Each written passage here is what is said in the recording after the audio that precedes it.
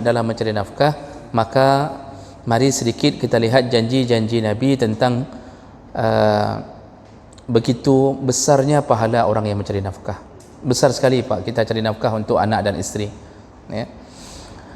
Pertama, memberi nafkah pada keluarga itu lebih besar pahalanya daripada salat, daripada sedekah sunnah, sedekah tatawwu'. Berdasarkan hadis Abi Hurairah radhiyallahu anhu, qala Rasulullah berkata, dinarun anfaqtahu fi sabilillah, kalau engkau menginfakkan 1 dinar di jalan Allah, wa dinarun anfaqtahu fi raqabah, lalu engkau infakkan 1 dinar kepada budak-budak, wa dinarun tasaddaqta bihi ala miskin, kalau engkau mensedekahkan 1 dinar untuk orang miskin, wa dinarun anfaqtahu ala ahlik, lalu engkau juga berinfak 1 dinar kepada keluargamu, a'zamuha ajran allazi anfaqtahu ala ahlik, di antara semua sedekah itu yang paling besar pahalanya adalah apa yang engkau berikan kepada anak dan isterimu.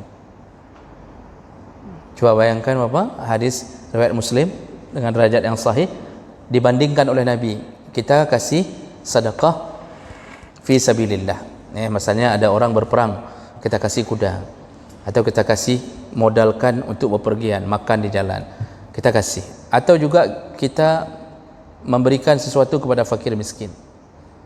Nabi mengatakan yang paling besar pahala sedekah dari semua sedekah-sedekah itu apa yang engkau cari lalu engkau berikan dan hidupkan anak dan isterimu. Itu pahala terbesar. Jadi orang yang kita tanggung jawab nafkah bukan bermakna tanggung jawab itu enggak ada pahala. Karena ada isteri begitu ngamuk, itu mengatakan, misal suami mengingatkan, hai, selama ini kan saya yang kasih nafkah untukmu. Suami bilang, isteri bilang, itu kan wajib. Kalau enggak wajib, ngapain nikah sama saya? Memang betul wajib, tetapi pahalanya terbesar dari semua pahala sedekah. Makanya jangan salah-salah bersedekah Bapak. Kalau rezeki itu hidupkan dulu orang yang wajib kita tanggung nafkah, anak, isteri. Kalau kita laki masih punya orang tua yang sudah miskin, artinya jatuh miskin, enggak sanggup lagi membiayai diri sendiri, maka anak pun wajib memberi nafkah pada orang tuanya. Dan itu lebih besar pahalanya daripada sedekah-sedekah yang lain. Bahkan dari sedekah ke masjid masih lebih besar sedekah untuk keluarga. Maka jangan sampai kita melupakan afdaliyah amal. Mana amal yang lebih afdal. Ini ada yang sedekah ke orang luar biasa. Oh, kalau ke ustaz kasih mertuh-mertuh ribai. Ada mangga panen, ada dapat biaya mendadak di kantor, traktir, kita semua orang kita buat bahagia. Tapi isteri, anak kita enggak pernah bawa traktir. Isteri, anak kita tidak bahagiakan. Ke rumah kredit, ke orang dermawan, itu salah.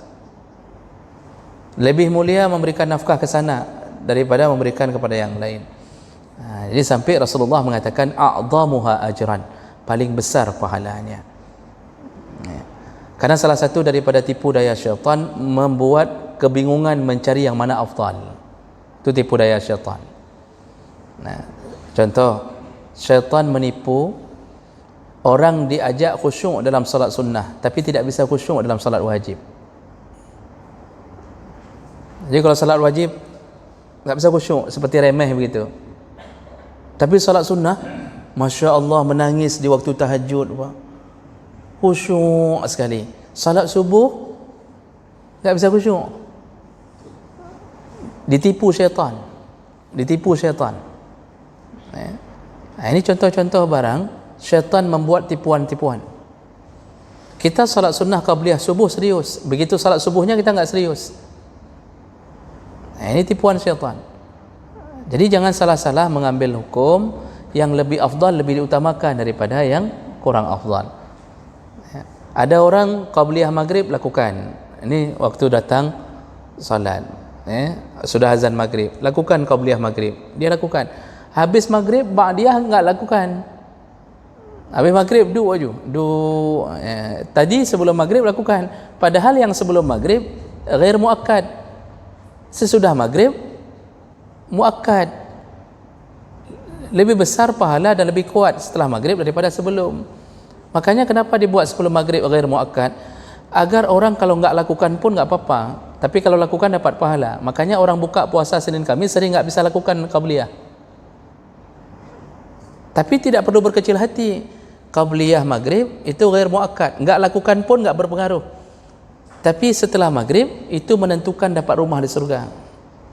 Nah, itu contoh barang. Jadi kita ini ditipu daya oleh syaitan. Kasih nafkah ke orang lebih hebat, untuk keluarga sendiri kita malas-malasan.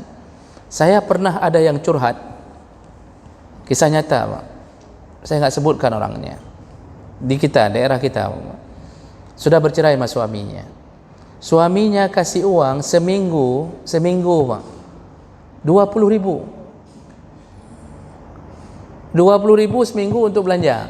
Waktu pulang tanya lagi, engkot puroyong. Istrinya terpaksa menjahit.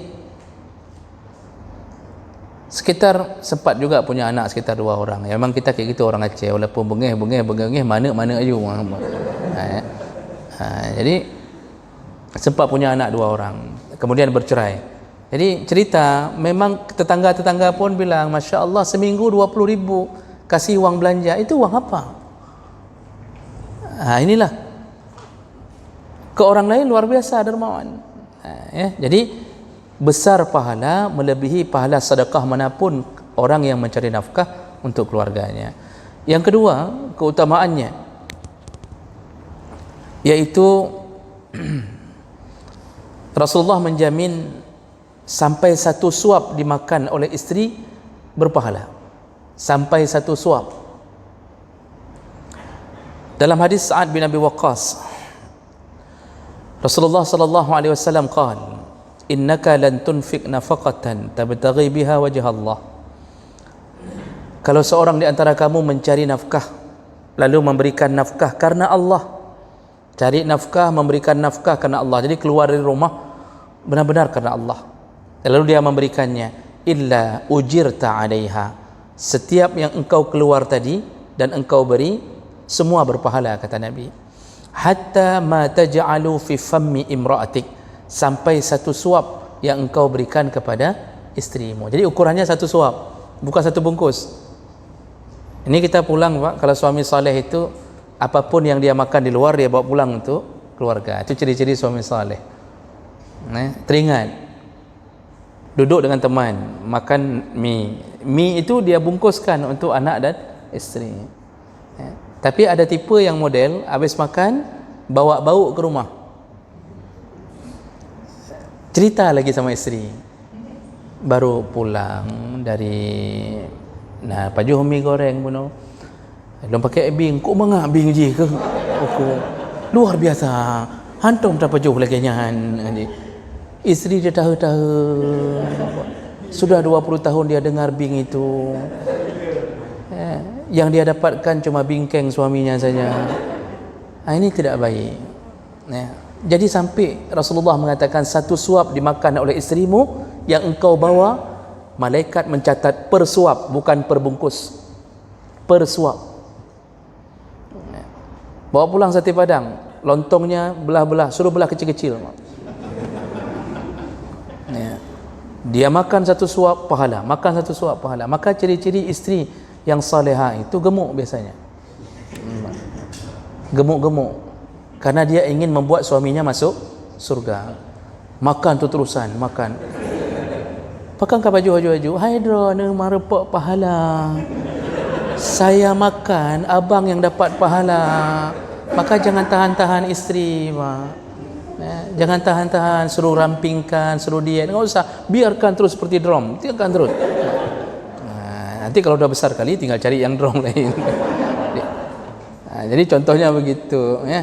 Jadi Bapak Ibu yang dimuliakan Allah, Masya Allah, hadis riwayat Bukhari ini membuat kita Pak tidak sia-sia. Cuma banyak sekali pahala kita sebagai suami. Cuma begini, kadang-kadang roh tak pebut maksiat. Kita pahala banyak, tapi ada maksiat kita selingi di pahala itu. Itu yang membuat kita tidak ada jaminan langsung masuk surga.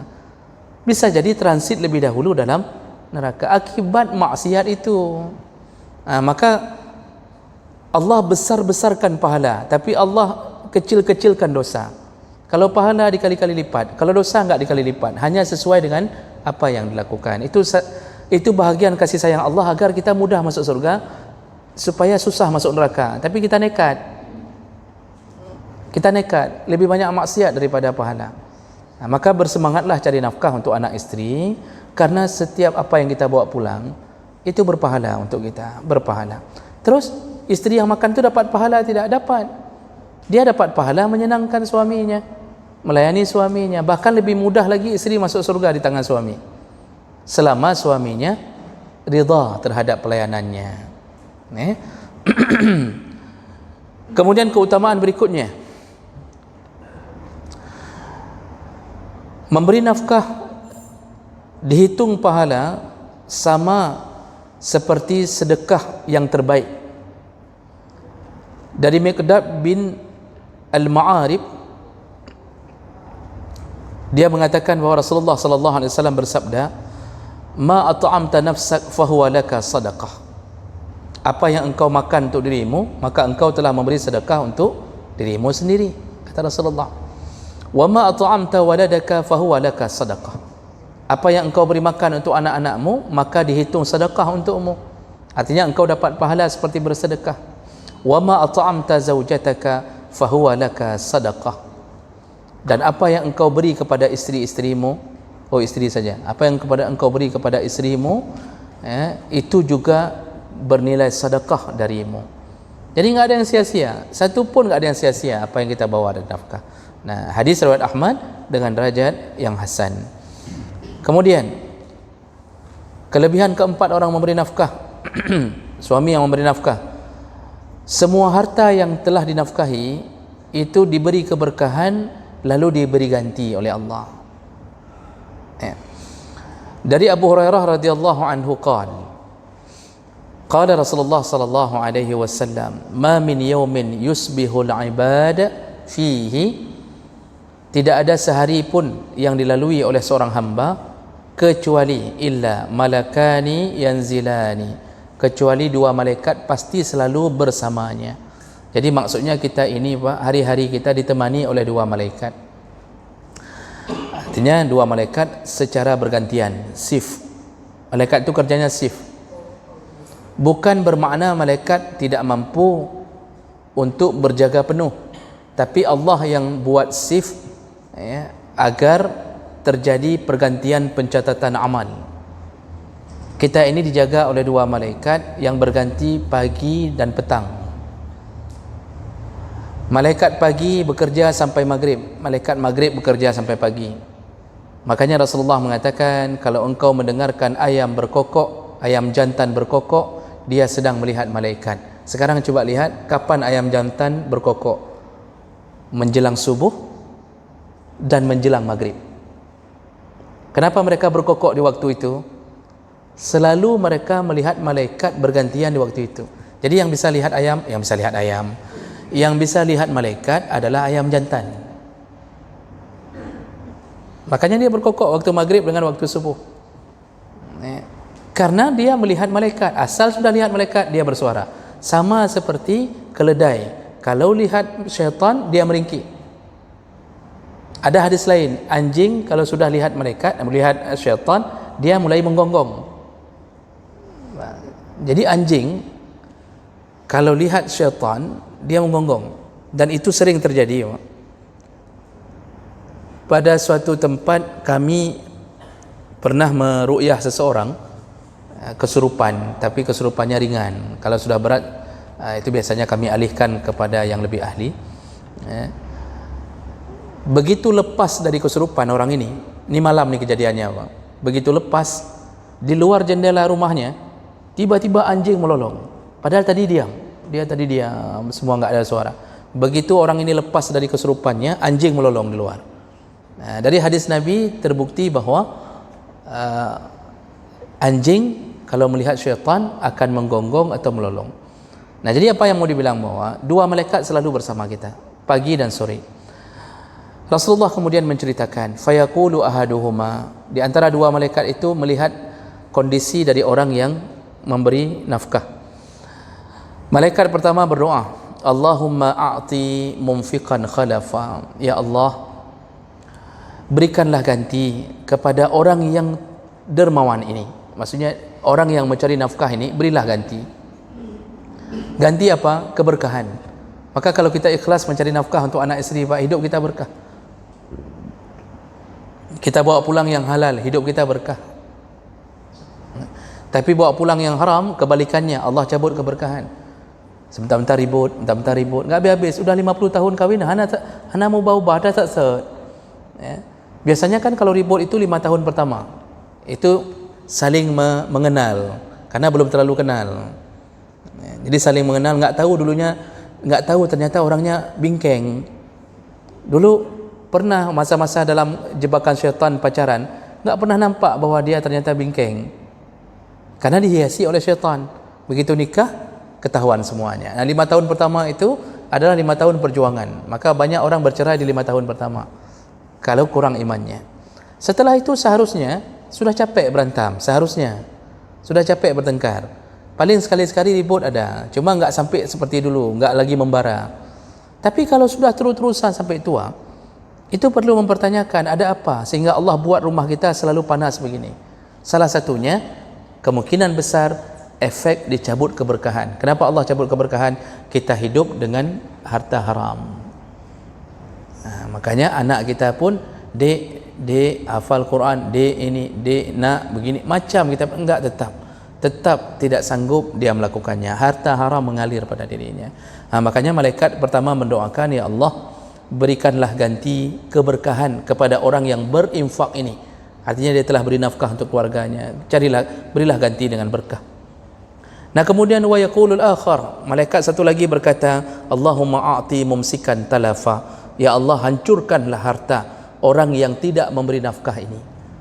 Makanya semua suami yang melarikan diri dari tanggungjawabnya sebagai pemberi nafkah, Allah cabut keberkahan, Allah laknat dia, walaupun dia sudah kahwin dengan isteri baru di Malaysia, ya, karena banyak yang kadang-kadang lari ke Malaysia, kahwin di sana. Nah, tetap Allah akan buat hidupnya susah. Anak isteri di kampung dia tinggalkan, isteri sampai hancur-hancuran hidup. Dia lari, tidak memberi nafkah. Ini dosa-dosa terbesar yang dilakukan oleh suami. Ya. Hadis riwayat Bukhari Muslim.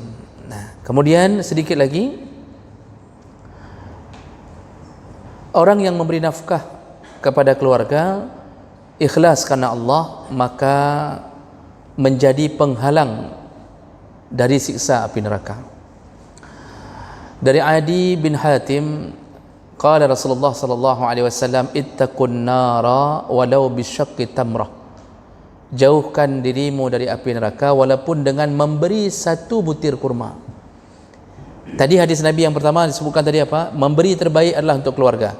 Maka yang dimaksud memberi satu butir kurma baik untuk orang lain tapi lebih mulia untuk keluarga, itu bisa membebaskan kita dari api neraka. Jadi yang kita bawa pulang gaji kita capek-capek, Pak, keliling, ya, jualan soya, teriak sana, teriak sini, tak apa-apa kita lakukan sebagai seorang suami. Tapi yang kita bawa pulang benar-benar hasil keringat yang halal, maka keringat itu yang dia makan walaupun sebutir kurma membuat suami terhalang dari api neraka. Syaratnya jangan selingi dengan yang haram. Dan ini terbukti juga dibantu dengan hadis Aisyah radhiyallahu anha. Ada seorang ibu membawa 2 orang anak menuju ke rumah Rasulullah lalu meminta sedekah karena tidak ada lagi makanan. Lalu Aisyah mengatakan, aku tidak punya makanan lain kecuali hanya sebutir kurma. Dia cuma punya sebutir kurma. Bayangkan hidup Nabi dengan istrinya, cuma punya simpanan sebutir kurma. Lalu Aisyah memberikan sebutir kurma kepada ibu ini. Ibu ini membelah kurma, setengah diberikan ke anaknya yang pertama, setengah lagi diberikan ke anak kedua. Aisyah heran, dia sendiri enggak makan, tetap lapar. Lalu dia berlalu dari rumah Rasulullah. Pulang Rasulullah, Aisyah menceritakan keadaan ibu itu, bahwa ibu itu sendiri tidak makan tapi memberikan kurma itu kepada 2 anaknya. Lalu Rasulullah berkata, mani betala min hazihil banat bisyai' fa ahsana ilaihinna kunna lahu sitran minan nar. Barang siapa yang memberi nafkah, ya, diberi ujian oleh Allah, susahnya mencari nafkah tapi tetap dia cari untuk anak-anaknya, sampai dia sendiri enggak makan demi mencari untuk anak-anaknya, nanti makanan itu akan menjadi sitran minan nar, menjadi penghalang dari api neraka. Jadi yang kita cari selama ini untuk anak isteri, itulah penghalang kita dari api neraka. Syaratnya jangan cari yang haram. Itu yang perlu diulang-ulang. Jangan cari yang haram. Itu betul-betul dijaga. Jadi kalau di kantor kerja sesuai porsi. Mau gaji halal, masuk kantor. Walaupun selama masa online bisa saja kita keliling di kedai kopi. Tapi ada aturan harus masuk kantor, maka masuk kantor. Kecuali ada aturan boleh enggak masuk kantor, cukup lakukan di rumah. Berarti kantor sudah meridhakan. Ya. Ini yang banyak apa? Penyelewengan yang banyak terjadi, terutama di kantor-kantor yang tidak menekan kedisiplinan. Itu banyak sekali orang makan haram. Duduk di kedai kopi sampai zuhur, ambil gaji. Besok duduk lagi sampai zuhur. Ada yang sudah dipilih oleh rakyat menjadi pemimpin, tidur dari malam main batai, bengah leho bedah. Habis tu Pak Kudaken selesai urusan, cok gaji. Na'udzubillah, masalah rakyat dia tidak peduli, masalah apapun tidak peduli. Orang-orang ini siap-siap nanti berhadapan dengan Allah Subhanahu wa taala. Karena setiap kita pasti diminta pertanggungjawaban oleh Allah.